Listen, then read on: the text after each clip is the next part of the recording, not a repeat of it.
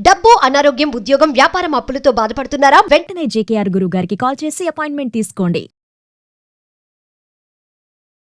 Hello నమస్తే, welcome to Suman TV. ప్రస్తుతం మనతో పాటు amphi certified mutual funds distributor అయిన పిఎస్ చంద్రశేఖర్ గారు ఉన్నారు. వీరితో ఈరోజు కొన్ని విషయాల గురించి మనం చర్చిద్దాం. హలో అండి, నమస్తే. నమస్తే. సో మ్యూచువల్ ఫండ్స్ లో మనం ఎప్పుడే కానీ ఇన్వెస్ట్ చేసేటప్పుడు ఒక మంచి పోర్ట్ఫోలియో బిల్డ్ చేసుకోవాలంటే ఎలా అండి? మనం బిఫోర్ మ్యూచువల్ ఫండ్స్ లో పోర్ట్ఫోలియో క్రియేట్ చేయాలి దానికంటే ముందు మనం మాట్లాడుకునేది ఏంటంటే జనరల్ లైఫ్ లో మనం మాట్లాడుకున్నాం. ఒక చిన్న కుటుంబం ఉంది అనుకోండి, ఫ్యామిలీ, వైఫ్ అండ్ హస్బెండ్, ఒక కిడ్ ఉన్నారు. సో జనరల్ గా ఒక ఇంటికి ఏదైనా మనం తినాలి కదా బతకడానికి. సో మనం ఒక వెజిటబుల్ షాప్కి వెళ్ళి ఏం చేస్తాము, మనకి నచ్చినవి సెలెక్ట్ చేసుకుంటూ కొనుక్కొని వస్తాం, రైట్? అంటే ఒక హస్బెండ్ ఒకటి తినొచ్చు, వైఫ్ వేరే తినొచ్చు, పిల్లలు వేరే తినొచ్చు. సో అందరికి కావాల్సింది తీసుకుని వస్తాం. అది ఒక పోర్ట్ఫోలియో అనుకోండి. అంటే డిఫరెంట్ నీడ్స్ కి different needs, different requirements. So దాని పరంగా మనం సెలెక్ట్ చేసుకుని ఒక గ్రూప్ ఆఫ్ వెజిటబుల్స్, ఒక నంబర్ ఆఫ్ వెజిటబుల్స్ అనేది సెలెక్ట్ చేసుకుని ఒక పోర్ట్ఫోలియో అనుకోండి అదే. సో జనరల్ టర్మ్స్ లో అది కాకుండా మేడం, ఇప్పుడు జనరల్ గా మ్యూచువల్ ఫండ్స్ లో పోర్ట్ఫోలియో సెలెక్ట్ చేసేటప్పుడు ప్రతి ఒక్కరికి వాళ్ళ గోల్స్ అనేది చాలా క్లియర్గా ఉండాలి. లైక్ వాళ్ళు రిటైర్మెంట్ చేసుకుంటున్నారా, లేకపోతే పిల్లలు ఎడ్యుకేషన్ చేసుకుంటున్నారా, లేకపోతే ఒక హౌస్ కొనుక్కోవడానికి ఒక డౌన్ పేమెంట్ చేయడానికి ప్లాన్ చేసుకుంటున్నారు. ఈ గోల్స్ అనేది చాలా క్లియర్గా ఉండాలి. క్లియర్గా ఉన్న తర్వాత ఒక పర్సన్ రిటైర్మెంట్ కనుక్కునేటప్పుడు ఏంటంటే వాళ్ళ ఏజ్ కూడా కన్సిడర్ చేస్తూ ప్లానింగ్ అనేది చేసుకోవాలి. ఎందుకంటే వాళ్ళ రిస్క్ అప్టైట్ చూసుకోవాలి. దాన్ని బట్టి మనం పోర్ట్ఫోలియో అనేది క్రియేట్ చేసుకోవాలి. నేను ఒక ఎపిసోడ్ లో మాట్లాడాను మేడం, థంబ్ రూల్ అని ఉంటుంది. 100 100 minus the age of the person, మీరు ఎంతైతే బ్యాలెన్స్ ఉంటుందో అది ఈక్విటీలో పెట్టుకోవాలి, మిగతా అమౌంట్ డెబ్ట్ ఫండ్ లో పెట్టుకోవాలి. Thumb rule, right? సో అదొకటి ఫాలో చేస్తూ ప్రతి ఒక్క ఇన్వెస్టర్ అనేది పోర్ట్ఫోలియో అనేది క్రియేట్ చేసుకోగలుగుతుంటారు. రిస్క్ టాలరెన్స్ చాలా ఇంపార్టెంట్. ప్రతి ఒక్కరిది ఏంటంటే రిస్క్, వాళ్ళ కంఫర్ట్ లెవెల్, వాళ్ళ రిస్క్ టాలరెన్స్ అన్ని చూసుకుంటూ పోర్ట్ఫోలియో అనేది క్రియేట్ చేయడం చాలా ఇంపార్టెంట్ మేడం. ఈ ఎప్పుడైతే ఈ పోర్ట్ఫోలియో మనం చేయాలనుకుంటున్నామో ఒక ఇన్వెస్టర్స్కి, మేము చూసేది ఏంటంటే వాళ్ళ ఏజ్, వాళ్ళ రిస్క్ అపెటైట్, వాళ్ళు ఏదైనా లైబిలిటీస్ ఉన్నాయా లేవా, రైట్? సో ఇది చాలా ఇంపార్టెంట్. ఎందుకంటే ఒక గోల్ సెట్ చేసుకున్న తర్వాత, ఒక అమౌంట్ మనం పెట్టుకున్న తర్వాత ఇన్వెస్ట్మెంట్స్ ఎస్ఐపి అని స్టార్ట్ చేసేటప్పుడు అది డిస్టర్బ్ అవ్వకుండా ఏదైతే టెన్యూర్ మనం అనుకుంటున్నామో ఆ టెన్యూర్కి ఇన్వెస్ట్ చేస్తూ పోవాలి. Long term strategy. ఇప్పుడు పోర్ట్ఫోలియోని డిజైడ్ చేయాలనుకున్నప్పుడు, ఒక ఇన్వెస్ట్మెంట్ చేసేటప్పుడు మన డైవర్సిఫికేషన్ అనేది చేసుకోవాలి. ప్రతి ఒక్కరూ చేసుకోవాలి. నేను చెప్పాను కదా, 100 minus the age should go to equities. అంటే ఈక్విటీ రిలేటెడ్ మ్యూచువల్ ఫండ్స్ అనే మనకి బెటర్ రిటర్న్స్ అనేది వస్తుంటాయి, రైట్? సో అసెట్ క్లాసెస్ మనం మాట్లాడుకుంటే ఈక్విటీ అని, డెబ్ట్ ఫండ్ అని, హైబ్రిడ్ ఫండ్స్ అని, ఇది 1 type of asset, 3 types of asset classes అన్నమాట. ఇది కాకుండా మనం జనరల్ లైఫ్లో మేడం పోర్ట్ఫోలియోలో ఎప్పుడైనా ఇప్పుడు చూస్తుంటే కొంతమంది ఏం చేస్తారు, ఎఫ్డీలో ఇన్వెస్ట్ చేస్తుంటారు, కొంతమంది పోస్ట్ ఆఫీస్లో చేస్తుంటారు, కొంతమంది పీపీఎఫ్ లో కడుతుంటారు. ఇప్పుడు పోస్ట్ ఆఫీస్ లో కూడా సుకన్య సమృద్ధి అని వచ్చింది, అది కడుతుంటారు. సో ఈ డైవర్సిఫికేషన్ అనేది జనరల్ ఇన్వెస్ట్మెంట్స్ లో కూడా చేస్తుంటారు. కొంతమంది ప్లాట్స్ కొంటుంటారు. సో ఈ మ్యూచువల్ ఫండ్స్ లో కూడా అదే విధంగా డిఫరెంట్ అసెట్ క్లాసెస్ లో ఉంటాయి. ఉండేటప్పుడు మన డైవర్సిఫికేషన్ అనేది చేసుకోవాలి. మన రిస్క్ అపెటైట్ బట్టి డైవర్సిఫికేషన్ అనేది చేసుకోవాలి. అది ఎక్కడెక్కడ చేసుకోవాలంటే ఈక్విటీ ఫండ్స్, డెబ్ట్ ఫండ్స్, హైబ్రిడ్ ఫండ్స్.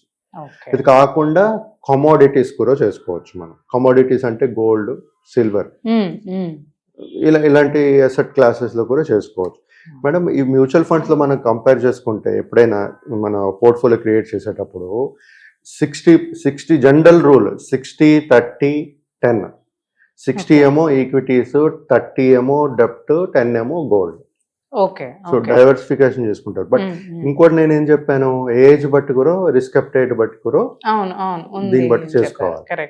సో ఇప్పుడు అక్కడ ఏంటి, 40%, ఇప్పుడు 60 years అనుకోండి, 100 minus 60 is 40, right? 40 should go into equity. Equity funds Remaining 60 should go into debt and gold. So ఆ విధంగా మనం ఒక పోర్ట్ఫోలియో అనేది క్రియేట్ చేసుకుంటూ వాళ్ళు. ఇది ఒక్కసారి మనం ఇన్వెస్ట్మెంట్ చేసిన తర్వాత ఇది ఎప్పుడైతే మన గోల్ లాంగ్ టర్మ్ ఉంటుందో అసెట్ అలొకేషన్ చేసుకునేటప్పుడు పోర్ట్ఫోలియో రీబ్యాలెన్సింగ్ అవుతుంటది, మనకి రిస్క్ అనేది తగ్గించుకోగలుగుతాం. చేసుకోవచ్చు. ఎప్పుడైతే డైవర్సిఫికేషన్ చేస్తామో ఇది ఆటోమేటిక్ అవుతుంది. డైవర్సిఫికేషన్ చేయకపోతే ఏమవుతుందంటే మన రిస్క్ అనేది తగ్గించుకోవట్లేదు. మనం రిస్క్ తగ్గించుకోలేనప్పుడు మనం రిస్క్ తీసుకోగలమా లేదా అనేది ప్రతి ఒక్క ఇన్వెస్టర్ తీసుకోలేరు. రిస్క్ చాలా ఇంపార్టెంట్ ఇన్వెస్ట్మెంట్ చేసేటప్పుడు. తర్వాత మేడం ఈ పోర్ట్ఫోలియో ఇప్పుడు క్రియేట్ అయిపోయింది అనుకుందాం. ఓకే, ఒక ఇన్వెస్ట్ అయితే పోర్ట్ఫోలియో క్రియేట్ అయిపోయింది, వీళ్ళు ఇన్వెస్ట్మెంట్ జర్నీ స్టార్ట్ అయిపోయింది. సో ఒక్కసారి పోర్ట్ఫోలియో క్రియేట్ అయిపోయిన తర్వాత ఇన్వెస్ట్ అయిపోయినట్టుగా కాదు కదా, మనది ఎన్నో లాంగ్ టర్మ్ జర్నీ, సిచ్యువేషన్స్ మారిపోతుంటాయి. మన జస్ట్ 1 month బ్యాక్ చూడండి, tariff wars, trade war start అయింది, మార్కెట్ పడిపోయింది, కరెక్షన్ అయింది, మళ్ళీ ఇప్పుడు రికవర్ అయింది. ఇప్పుడు మళ్ళా సిచ్యువేషన్ ఎలాగుంది, పాక్ ఇండియా వార్ వచ్చేటట్టు మళ్ళీ అనదర్ సిచ్యువేషన్. సో నిన్న లాస్ట్ 2 days చూసుకుంటే, లాస్ట్ ఫ్రైడే థర్స్డే చూసుకుంటే మార్కెట్ డౌన్, ఇప్పుడు మళ్ళీ ఈ రోజు మళ్ళీ recovery. So situations, incidents we cannot predict. But ఎవరైతే ఎస్ఐపి సిస్టమాటిక్ ఇన్వెస్ట్మెంట్ ప్లాన్స్ చేద్దాం అనుకుంటున్నారో, చేస్తుంటారో, వాళ్ళ ఆలోచించక్కర్లేదు. ఎందుకంటే లాంగ్ టర్మ్ స్ట్రాటజీ కాబట్టి మనకి ఆపర్చునిటీ వస్తుంటది. అంటే మార్కెట్ ఎప్పుడైతే మనకి పడుతుంటుందో కాస్ట్ యావరేజింగ్ అవుతుంటుంది, నంబర్ ఆఫ్ యూనిట్స్ ఎక్కువ వస్తుంటాయి. So on a longer run wealth అనేది క్రియేట్ అవుతుంది. ఇలాంటి సిచ్యువేషన్స్ లో లంసమ్ గా ఇన్వెస్ట్ చేయడం అనేది కొంచెం ఆలోచించుకుంటూ చేయాలి. ఎందుకంటే మార్కెట్స్ వాలటైల్ గా ఉంటది కాబట్టి, ఇప్పుడు సడన్ గా వార్ ఫుల్ ఫ్లెడ్జ్డ్ వార్ వచ్చింది అనుకోండి, మార్కెట్ కరెక్షన్స్ అయ్యే ఛాన్సెస్ ఉంటాయి. అలాంటి టైంలో లంసమ్ గా పెట్టేవాళ్ళు కొంచెం ఆలోచించి ఒక స్ట్రాటజిక్ వే ఆఫ్ ఇన్వెస్ట్మెంట్స్ లో చేస్తూ పోవాలి. మేడం ఇదే కాకుండా ఫండ్ మేనేజర్ ఉంటారు కదా, ఫండ్ మేనేజర్ మేనేజ్ చేస్తుంటారు కదా, వాళ్ళ ఎవరైతే మనం ఇన్వెస్ట్ చేసిన ప్లాన్స్ ఉంటాయి, ప్రతి ఒక్క ప్లాన్ కి ఒక ఫండ్ మేనేజర్ ఉంటారు. ఆ ఫండ్ మేనేజరు ఎంత ఎక్స్పీరియన్స్ ఉంది, ఎలా చేస్తున్నారు, కన్సిస్టెంట్ గా మనకి పర్ఫార్మెన్సెస్ వస్తుందా, రిటర్న్స్ వస్తున్నాయా, ఇవన్నీ చూసుకుంటూ ఒక పోర్ట్ఫోలియో అనేది క్రియేట్ చేసుకోవాలి. సో ఇదన్నీ పోర్ట్ఫోలియో క్రియేట్ చేయాలంటే ఒక లేమెన్ లేకపోతే ఒక ఎవరికైతే ఇన్ఫర్మేషన్ నాలెడ్జ్ ఉండదో కొత్త ఇన్వెస్టర్స్ కి, వాళ్ళు ఇలాంటి పోర్ట్ఫోలియోస్ అనేది క్రియేట్ చేయలేరు. సో మాలాంటి మ్యూచువల్ ఫండ్ డిస్ట్రిబ్యూటర్కి వచ్చేటప్పుడు మేము చెప్పగలుగుతాం, ఆ పోర్ట్ఫోలియో అనేది సజెస్ట్ చేయగలుగుతాము. వాళ్ళ గోల్స్ ని బట్టి, లేదంటే వాళ్ళ మీరు అన్నట్టు కిడ్స్ రిక్వైర్మెంట్స్ అవన్నీ డిస్కషన్ మూలంగా మనం తెలుసుకుని ఆ పోర్ట్ఫోలియో అనేది క్రియేట్ చేయగలుగుతాం. సో ఇలాంటి మంచి ఒక పోర్ట్ఫోలియో క్రియేట్ చేసుకున్న తర్వాత రెగ్యులర్ మానిటరింగ్ అనేది ఉండాలి. ఫండ్ పర్ఫార్మెన్సెస్ కన్సిస్టెన్సీ ఎలాగుంది, ఏంటి, మార్కెట్ అవుట్లుక్ ఎలాగుంటుంది. ఎందుకంటే ఇప్పుడు సినారియోస్ చెప్పాను, ఇప్పుడు ఇండియా పాకిస్తాన్ వార్, రేపు ఏమో తెలియదు, రేపు US China war, we don't know. కాబట్టి సిచ్యువేషన్స్ బట్టి మన పోర్ట్ఫోలియో స్ట్రాటజీస్ కూడా మారుతూ ఉంటాయి. సో ఈ పోర్ట్ఫోలియో చేసుకునేటప్పుడు మేడం మన పర్సనేజ్, రిస్క్ అపెటైట్, గోల్ చాలా క్లియర్గా ఉండాలి. మనకి ఎంత రిటర్న్స్ కావాలి అనేది క్లారిటీ ఉండాలి. ఎప్పుడైతే మన రిటర్న్స్ కరెక్ట్గా మనం పెట్టుకుని రియలిస్టిక్గా క్యాల్కులేట్ చేసుకోగలుగుతామో మన గోల్ అనేది ఫుల్ఫిల్ అవుతుంది. అదే అన్రియలిస్టిక్ రిటర్న్స్ పెట్టుకుని గోల్ ప్లాన్ చేసుకుంటే అది రాలేనప్పుడు మన గోల్ కూడా రీచ్ అవ్వలేము మనం. సో ప్రతి ఒక్కరు నేను చెప్పేది ఏంటంటే, ఒక పోర్ట్ఫోలియో క్రియేట్ చేసేటప్పుడు మీరు మీ గోల్స్, మీ రిస్క్ అపెటైట్, రిటర్న్స్ ఇంపార్టెంట్, ఎంత కావాలో క్లియర్గా ఉండండి. దాని తర్వాత మీ ఇన్వెస్ట్మెంట్స్ ని డైవర్సిఫై చేసుకోండి. ఇప్పుడు మ్యూచువల్ ఫండ్స్ లో నేను విత్ ఇన్ డైవర్సిఫికేషన్ చెప్తున్నాను, అవుట్ ఆఫ్ మ్యూచువల్ ఫండ్స్ కూడా డైవర్సిఫై చేసుకోండి, నేను వద్దనట్లేదు.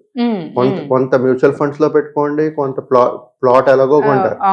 తర్వాత ఈ మీతో ఏదైనా కొంచెం లిక్విడ్ ఫండ్ కావాలి, సడన్ ఎమర్జెన్సీ కావాలి అనుకునేటప్పుడు ఇంకో అదర్ అసెట్స్ క్లాస్, ఎఫ్డీలో లేకపోతే పోస్ట్ ఆఫీసో, ఇప్పుడు సుకన్య సమృద్ధి ఉంది, మా పాపకి అదే సేఫ్ అనుకుంటే అది కొనుక్కోండి. బట్ రిటర్న్స్ అనేది చూసుకోండి, ఎందుకంటే ఫ్యూచర్ లో మన ఇన్ఫ్లేషన్ బీట్ చేసే రిటర్న్స్ అనేది రావాలి. సో అలాంటి ఇన్వెస్ట్మెంట్స్ ఏదైనా ఉంటే మీరు సరే మంచి రిటర్న్స్ వస్తాయి అనుకున్నప్పుడు ఈ పోర్ట్ఫోలియో అనేది క్రియేట్ చేసుకుంటూ డైవర్సిఫైడ్ పోర్ట్ఫోలియో క్రియేట్ చేసుకుంటూ ఇన్వెస్ట్మెంట్స్ అనేది చేయాలి మేడం.